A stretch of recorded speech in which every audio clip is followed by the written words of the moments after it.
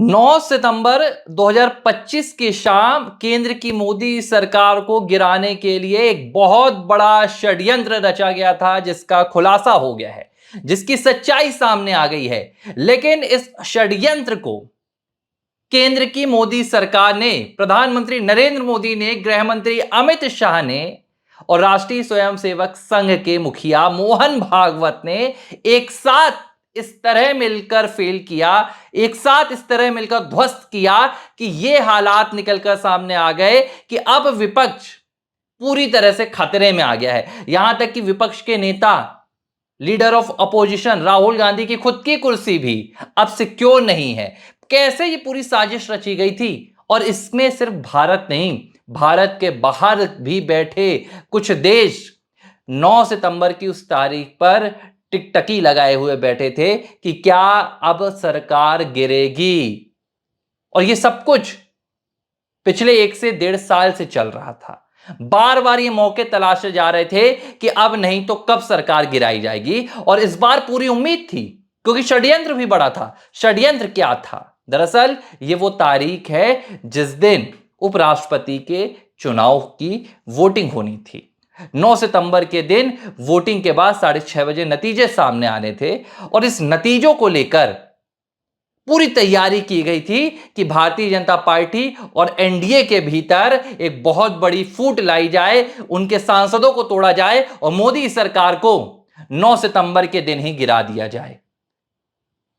कई सूत्रों का ऐसा दावा है, कई सूत्र यह बात बता रहे हैं कि तैयारी फ्लोर टेस्ट की भी की जा रही थी कि अगर 9 सितंबर के दिन वो साजिश कामयाब हो जाती तो मोदी सरकार के खिलाफ अविश्वास प्रस्ताव भी लाया जाता और उस अविश्वास प्रस्ताव में सरकार को गिरा दिया जाता। लेकिन पूरा दांव उल्टा पड़ गया।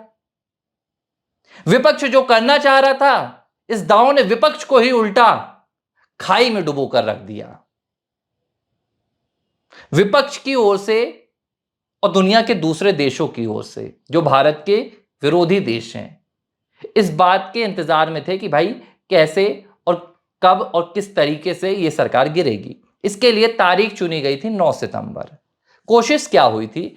कोशिश यह हुई थी कि विपक्ष में जो एनडीए के सहयोगी दल हैं, विपक्ष के द्वारा यह कोशिश की गई थी कि जो सत्ता पक्ष में एनडीए के सहयोगी दल हैं, उनको इस उपराष्ट्रपति चुनाव से पहले तोड़ दिया जाए।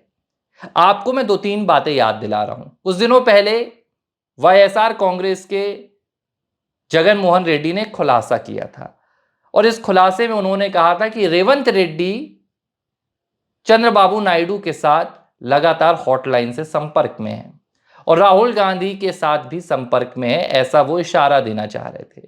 इसके बाद मैंने आपको एबीसी हिंदी में बकायदा वीडियो भी दिखाया था और मैंने आपसे कहा था कि यह एक बहुत बड़ा तंज है और रेवंत रेड्डी उल्टा मोदी सरकार के संपर्क में है।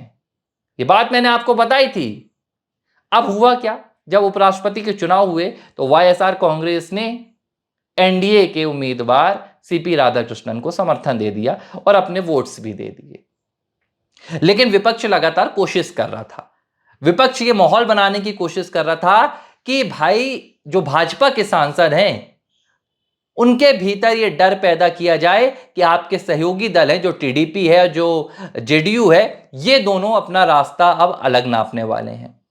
बिहार में भी खेल रचा गया, जेडीयू को भी अपने पाले में लाने की कोशिश की गई। बड़े बड़े ऑफर भी दिए गए थे कि आप उपराष्ट्रपति चुनाव में हमारे, यानी कि जो विपक्ष के उपराष्ट्रपति पद के उम्मीदवार से थे बी सुदर्शन रेड्डी, उनके पक्ष में वोट डालकर अगर आप यहां पर इशारा देंगे तो हम अगले दिन ही मोदी सरकार को गिरा देंगे और आपको मन मुताबिक पद मिलेंगे। सब कुछ तय हुआ था और इस बात की पूरी उम्मीद भी थी। किसे? कांग्रेस पार्टी को।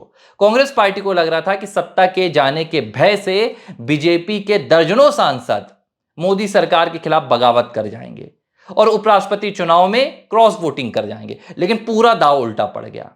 2 दिन पहले प्रधानमंत्री नरेंद्र मोदी ने भाजपा की तमाम सांसदों की कार्यशाला में भाग लिया था और एक तस्वीर निकलकर सामने आई थी जिसमें पीएम मोदी अंतिम पंक्ति पर बैठे हुए थे। विपक्ष को यह तस्वीर समझ में नहीं आई कि सबसे बड़ा नेता अंतिम पंक्ति में बैठता है तो इसका मतलब क्या होता है। इसका मतलब यह होता है कि उस अंतिम पंक्ति में बैठे नेता ने पूरी पार्टी की जिम्मेदारी तमाम सांसदों के जिम्मे सौंप दी है और खुद को सबसे पीछे रखा हुआ है। पीएम मोदी ने उस दिन यह इशारा कर दिया था कि ये पार्टी जो है, ये जो सरकार जो है, ये सिर्फ मेरी बदौलत नहीं चलती है, ये पूरी पार्टी के तमाम नेताओं की मेहनत से चलती है। और उस एक दिन ने, हालांकि ऐसी कोई उम्मीद भी नहीं थी, लेकिन भाजपा की शक्ति को तो और मजबूत किया, विपक्ष के पाले को भी पलट दिया। जो 15 क्रॉस वोटिंग हुई हैं, कांग्रेस की तरफ से हैं, समाजवादी पार्टी की तरफ से हैं, कहां से हुई हैं इसे लेकर तो अभी बहुत बड़ा खुलासा नहीं हो रहा है, लेकिन विपक्ष की तरफ से, इंडिया अलायंस की तरफ से यह खुलासा तो हो चुका है। 15 अमान्य वोट हैं, इसे लेकर भी तमाम बातें निकलकर सामने आ रही कि जानबूझकर ये वोट अमान्य किए गए हैं ताकि एनडीए के उम्मीदवार को समर्थन दिया जा सके। यानी कि कुल 30 वोटों की अभी तक गिनती चल रही है जो विपक्ष के पाले से खिसक चुके हैं। यानी कि ये जो 30 सांसद हैं राज्यसभा के और लोकसभा के, ये किसी भी वक्त पाला पलटने में कोई भी गुरेज नहीं करेंगे, किसी भी वक्त पाला पलट देंगे। और अब एक और बहुत बड़ा खुलासा आ गया। टीएमसी के अभिषेक बनर्जी हैं और अगर उनका ये खुलासा सच है तो राहुल गांधी की कुर्सी भी अब खतरे में है। अभिषेक बनर्जी का कहना है कि 15 नहीं बल्कि 27 इंडिया अलायंस के जो सांसद हैं उन्होंने क्रॉस वोटिंग की है। हालांकि इस पे एक बात वो ये भी कह रहे हैं कि बीजेपी के सांसदों ने क्रॉस वोटिंग की है, लेकिन ये बड़ी हास्यास्पद बात हो जाती है क्योंकि जो गणित सामने आ रहा है, जो चुनाव के नतीजे सामने आ रहे हैं, 315 वोटों का आकलन किया था बी सुदर्शन रेड्डी के लिए विपक्ष ने, उन्हें मिले महज 300 वोट। भारतीय जनता पार्टी का आकलन था 427 का, एनडीए का उम्मीदवार को मिल रहे हैं 452 वोट। अब कहां से भाजपा के सांसदों ने क्रॉस वोटिंग की होगी, या अभिषेक बनर्जी शायद थोड़ी बची हुई लाज बचाने के लिए ये झूठ का सिगुफा छोड़ रहे हैं, लेकिन जो बात वो कह रहे हैं वो बात भी सुनने लायक है कि 15 नहीं 27 विपक्ष के सांसदों ने क्रॉस वोटिंग की है। तो 27 क्रॉस वोटिंग और 15 अमान्य वोट, इस तरह आज 3 से 4 दर्जन जो विपक्ष के सांसद हैं वो साफ तौर पर यह ऐलान कर चुके हैं। और इसके पीछे की वजह क्या है, आपको एक और बात बताता हूं। उपराष्ट्रपति चुनाव से ठीक पहले राहुल गांधी मलेशिया के दौरे पर गए थे। इसका सीधा कनेक्शन भी उपराष्ट्रपति के चुनाव से जुड़ा हुआ था। कई रिपोर्ट्स ऐसी आ रही हैं कि अलेक्जेंडर सोरोस, जो जॉर्ज सोरोस का लड़का है, वो उस दिन मलेशिया में मौजूद था। सरकार आस पड़ोस के देशों में जो गिरी हैं, जो तख्त पलट हुए हैं, उसके पीछे जॉर्ज सोरोस की ताकत हमेशा रही है। और उस दिन राहुल गांधी वहां मौजूद थे। क्यों मौजूद थे, क्या बातें हुई, क्या उपराष्ट्रपति चुनाव में कोई तख्त पलट की बड़ी साजिश रची जा रही थी, फंडिंग हो रही थी, लेकिन कैसे ये पूरा ध्वस्त हो गया ये अभी तक समझ में नहीं आ रहा है विपक्ष को। लेकिन अब जो बड़ा खतरा आ गया है वो ये आ गया है कि कांग्रेस पार्टी या जो तमाम विपक्षी दल हैं इंडिया अलायंस के भीतर राहुल गांधी की सुप्रीमेसी को चुनौती दे रहे हैं।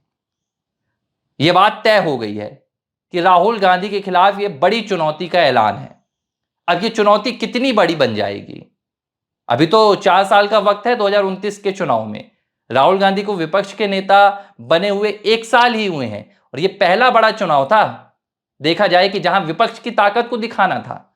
लेकिन इस एक चुनाव ने राहुल गांधी को पूरी तरह से ध्वस्त कर दिया है और यह चुनौती दे दी गई है कि राहुल गांधी की विपक्ष के नेता के तौर पर विपक्ष में स्वीकृति नहीं है। 3 से 4 दर्जन नेता तो अभी सामने आ गए हैं, सांसद, जो राहुल गांधी को विपक्ष का नेता स्वीकार नहीं कर रहे हैं। तो हो सकता है आने वाले दिनों में सांसदों की बगावत और भी बड़ी हो जाए। अगर राहुल गांधी इसी तरह अपनी मनमर्जी चलाते रहे, विदेशी ताकतों के एजेंडे को भारत में पालते पोसते रहे, तो वो दिन भी शायद दूर नहीं जब राहुल गांधी के खिलाफ विपक्ष के नेता का पद और उसके खिलाफ पूरी ये जो लॉबी है विपक्षी सांसदों की, वो आकर खड़ी हो जाए। तो मुश्किल तो राहुल गांधी को अपना पद बचाने के लिए भी आएगी।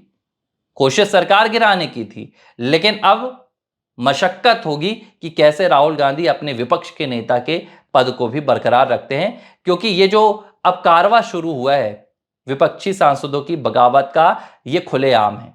तमाम सांसदों को पता था क्रॉस वोटिंग होगी तो नतीजे सामने आएंगे और इस बात का खुलासा हो जाएगा। बावजूद इसके क्रॉस वोटिंग हुई है, तो ये बात तय हो चुकी है कि अब एक बड़ा कुछ होने वाला है और ये बड़ा राहुल गांधी के खिलाफ होने वाला है। एबीसी हिंदी न्यूज, आज ही जुड़िए हर खबर के साथ